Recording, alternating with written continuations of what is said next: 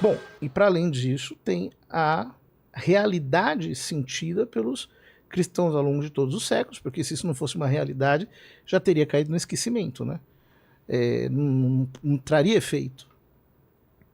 Ou seja, para além da simples formulação doutrinal, há, digamos, a prática intuitiva, a prática que vem, que é confirmada, né? Muitas vezes com grandes milagres. O ponto, talvez, o ponto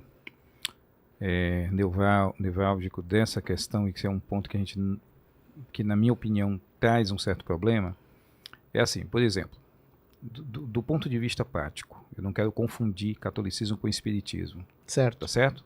Estou só falando do ponto de vista prático de algumas questões.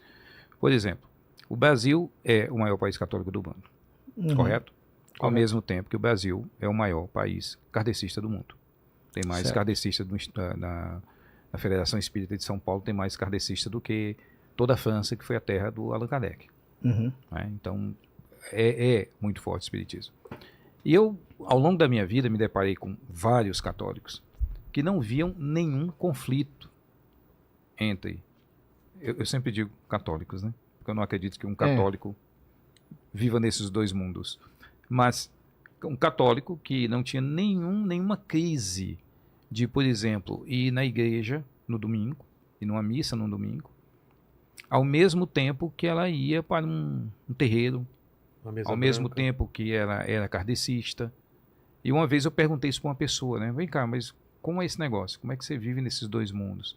Ela falou uma coisa que eu achei patético. Ela disse, na igreja católica eu tenho uma teoria, mas dentro do espiritismo eu tenho uma prática. É absurdo. Ela falando de uma questão mais pragmática. Porque qual era a questão? Por que essa ligação ocorre de forma muito comum aqui no Brasil? Eu digo pela minha experiência de conversar com muitas pessoas. Eu conheço muito católico realmente que vive nos dois mundos. Por quê? Por causa, talvez, de dessas doutrinas, desse contato com o mundo dos mortos tão facilitado.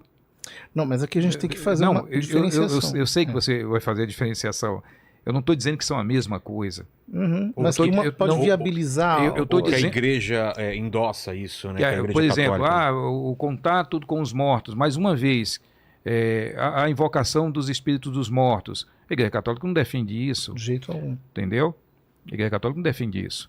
Mas, ao mesmo tempo que ela não defende isso, ela acredita na intercessão daqueles que já partiram, que morreram e que mantêm uma conexão comigo. Isso na cabeça... Santos, você está dizendo? Os santos. Isso na cabeça desses muitos católicos acaba sendo um catalisador, um facilitador para que ele acredite sim, que ele, olha, a minha filha de 10 anos morreu de uma forma trágica. Eu não estou conseguindo consolo porque eu rezo, eu busco a presença, eu estou falando do ponto de vista de um católico. Rezo, busco a presença de Deus, né, para me consolar e tal. Aí chega alguém, bate na porta e diz assim, ô Vilela, aqui quem mora é o Vilela? E tal. Rapaz, é o seguinte, você perdeu uma filha de tantos, sei lá, 6 anos. Você diz, perdi. Olha, essa filha apareceu lá no centro espírita e ela quer falar com você. Uma das coisas mais facilitadoras para nós na relação, nessa relação com os que partiram, por exemplo, a pessoa que a pessoa que eu mais amei na minha vida foi a minha mãe. A pessoa que eu mais amei na minha vida foi a minha mãe. Se eu pudesse vê-la, se eu pudesse conversar com ela, eu amaria. Mas eu não posso.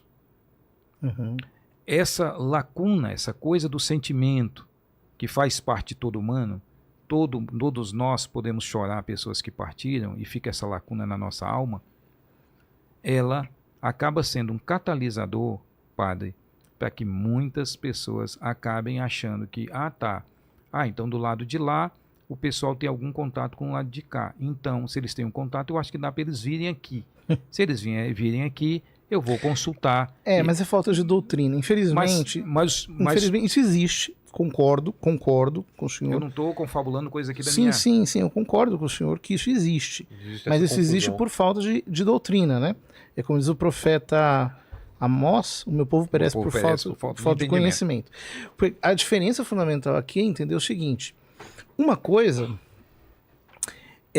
o Espiritismo postula uma comunicação direta entre mortos e vivos. Isso não tem nada a ver com a doutrina da intercessão dos santos. Porque essa comunicação não é direta. Eles não se comunicam comigo. Você não fala com um santo diretamente? Não. Você reza pro santo e ele não responde. Não, é assim. Veja, a comunhão dos santos existe em Cristo. Ele é o mediador entre nós e Deus. E ele é o mediador entre nós e nós, sobrenaturalmente.